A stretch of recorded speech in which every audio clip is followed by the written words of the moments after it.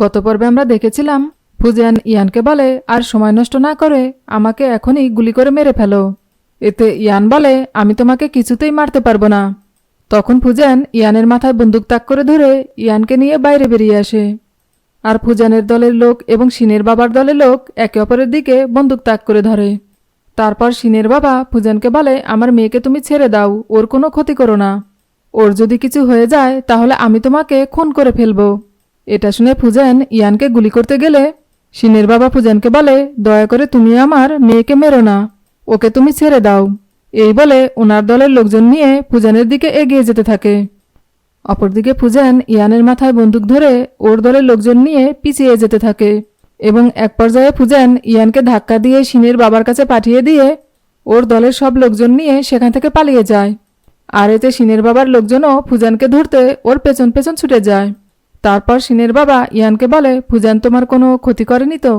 এতে ইয়ান বলে না।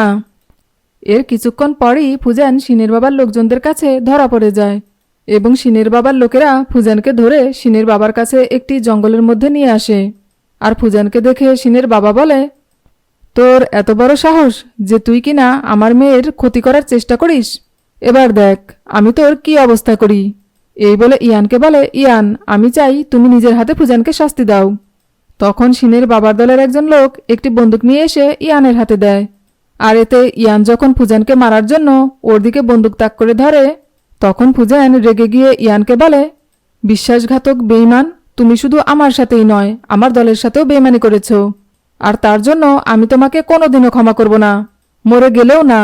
এতে ইয়ান বলে তুমি প্রথমে আমার মাকে খুন করেছো, তারপর আমাকে আমার বাবার বিরুদ্ধে দাঁড় করিয়ে দিয়েছো, আর তাই তুমি ভাবলে কি করে যে আমি তোমাকে এত সহজে ছেড়ে দেব।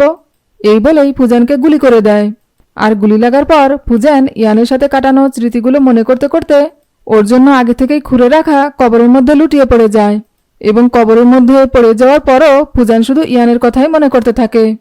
তারপর শিনের বাবার নির্দেশে ওনার দলের লোকজন ফুজিয়ানকে কবর দিয়ে দেয়, যেটা কিনা ইয়ান সেখানে দাঁড়িয়ে দাঁড়িয়ে দেখতে থাকে। এরপর শিনের বাবা ইয়ানকে নিয়ে বাড়ি ফিরে এলে শিন ইয়ানের কাছে এসে ওকে ধরে বলতে থাকে তুমি কেন আমার ফুজিয়ানকে মেরে ফেললে, তুমি ওকে আমার কাছে ফিরিয়ে দাও। আর তখনই ইয়ান সেন্সলেস হয়ে যায়, যেটা কিনা শিন যে দূরে দাঁড়িয়ে দেখতে থাকে। তারপর ইয়ানের জ্ঞান ফিরে এলে শিনের বাবা ইয়ানকে বলে আমি জানি ফুজিয়ানের জন্য তোমার একটু খারাপ লাগছে, আফটার অল ফুজিয়ান তো তোমারই বড় ভাই ছিল, তাছাড়া তোমরা দুজন ছোটবেলা থেকেই একসাথে বড় হয়েছ। তবে আমি তোমার ওপর ভীষণ খুশি, কেননা আজ শুধুমাত্র আমার জন্যই তুমি নিজের হাতে ফুজিয়ানকে গুলি করে মেরে ফেললে। তখন ইয়ান বলে বাবা আমার তোমার কাছ থেকে কিছু চাওয়ার আছে। এতে শিনের বাবা বলে তুমি কি চাও বলো, আমি তোমাকে তাই দেব। তখন ইয়ান বলে আমি তোমার বিজনেসে তোমার সাথে কাজ করতে চাই। এতে শিনের বাবা বলে ঠিক আছে, আগামীকাল আমি তোমাকে আমার সাথে কাজ করতে নিয়ে যাব। এরপর পরের দিন সকালে শিনের বাবা ইয়ানকে ওনার গুডাউনে নিয়ে আসেন। আর ওনারা গুডাউনে আসার কিছুক্ষণের মধ্যেই শিনের বাবার নতুন বিজনেস পার্টনারও সেখানে চলে আসেন। আর এসেই শিনের বাবাকে বলে এই মেয়েটাকে, একে তো ঠিক চিনতে পারলাম না। তখন শিনের বাবা বলে এ হলো আমার মেয়ে ইয়ান।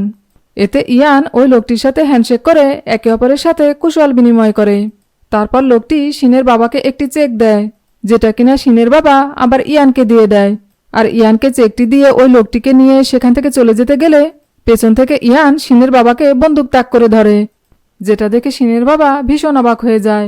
আর ইয়ানকে বলে তুমি এভাবে আমার দিকে বন্দুক তাক করে ধরেছো কেন, তোমার কি মাথা খারাপ হয়ে গেছে? আর ঠিক তখনই সেখানে ফুজিয়ান চলে আসে, যেটা দেখে শিনের বাবা ভীষণ শকড হয়ে যায়। আর সিন ফ্ল্যাশব্যাকে দেখানো হয়, যেখানে দেখা যায় ফুজিয়ান যখন ইয়ানকে ওকে গুলি করে মেরে ফেলতে বলে তখন ইয়ান কাঁদতে কাঁদতে বলে আমি তোমাকে কিছুতেই মারতে পারবো না, তবে আমার কাছে অন্য একটি প্ল্যান আছে, যেটা দিয়ে আমরা শিনের বাবাকে বোকা বানাতে পারি। এরপর দেখা যায় ইউজিয়ান সময় মতো এসে ফুজিয়ানকে কবর করে বাঁচিয়ে নেয় আর বলে বস সত্যি সত্যি আপনার গায়ে গুলি লেগে যায়নি তো? এতে ফুজিয়ান বলে না, আমি শার্টের ভেতরে বুলেট প্রুফ জ্যাকেট পরে নিয়েছিলাম, তবে হ্যাঁ তুমি যদি আর একটু দেরি করতে তাহলে হয়তো আমি ঠিকই মরে যেতাম। এরপর সিন বর্তমানে দেখানো হয়, যেখানে দেখা যায় শিনের বাবা ইয়ানকে বলে তুমি ফুজিয়ানকে বিশ্বাস করো না, ও তোমার মায়ের খুনি, ও তোমাকেও মেরে ফেলবে। এতে ইয়ান বলে আমি সব সত্যি জেনে গেছি, আমার মাকে ফুজিয়ান নয় তুমি খুন করেছিলে। আসলে ফুজান সেদিন ইয়ানের মায়ের জন্য মেডিসিন এনে ইঞ্জেকশনের মাধ্যমে সেটা লাগিয়ে দেওয়ার পর সেখানে শিনের বাবা চলে আসে আর এসেই ফুজানকে বলে, তোর এত বড় সাহস, তুই আমার কাছ থেকে মেডিসিন চুরি করে নিয়ে এসেছিস। এই বলে ওকে গুলি করে মারতে গেলে ইয়ানের মা এতে বাধা দেয়। আর এতে শিনের বাবা ইয়ানের মাকে গলা টিপে মেরে ফেলে, যেটা কিনা আড়ালে থেকে ইয়ানও দেখে ফেলে। এরপর শিনের বাবার দলের লোকদের সাথে ফুজানের দলের লোকজন ফাইট করতে শুরু করে দেয়। তারপর শিনের বাবা সেখান থেকে পালিয়ে যেতে গেলে ইয়ান ওনাকে ধরে ফেলে। তখন শিনের বাবা বলে, তুমি আমাকে মেরো না ইয়ান, আমি সত্যি সত্যিই তোমার বাবা। এতে ইয়ান বলে, আমি জানি তুমি আমার মাকে জোর করে বিয়ে করেছিলে, কিন্তু তাকে কখনোই স্ত্রীর মর্যাদা দাওনি, এমনকি তুমি কখনো আমারও খোঁজ খবর নাওনি। তখন শিনের বাবা বলে, তুমিও ঠিক তোমার মায়ের মতোই চরিত্রহীন হয়েছ। ফুজান তোমার বড় ভাই হয়, অথচ এটা জানা সত্ত্বেও তুমি কিনা ফুজানের সাথে অবৈধ সম্পর্ক করেছ। আর ঠিক তখনই সেখানে ফুজান চলে আসে আর এসেই ইয়ানের হাত ধরে শিনের বাবাকে গুলি করে মেরে ফেলে। অপরদিকে ইউজিয়ানও সবাইকে গুলি করে মেরে ফেলে। এরপর ফুজান ইয়ানকে বলে, তুমি কষ্ট পেও না ইয়ান, এই বলেই পেট চেপে ধরে। আসলে ওর পেটে গুলি লাগার কারণে ব্লিডিং হতে থাকে।